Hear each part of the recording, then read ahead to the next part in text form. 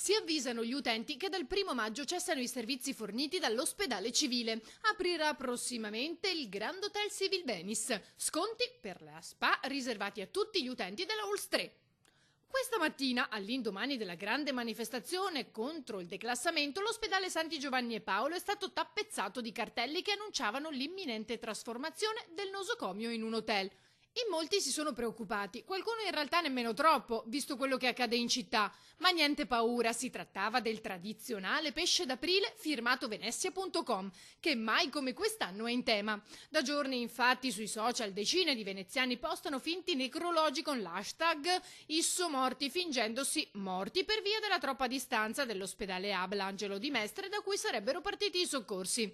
I necrologi sono diventati una raccolta di pagine che saranno recapitati al presidente del Veneto Luca Zaia. Giovedì mattina la protesta continuerà sotto Palazzo Ferrofini con un picchetto in occasione del voto in Consiglio regionale delle nuove schede di dotazione ospedaliere.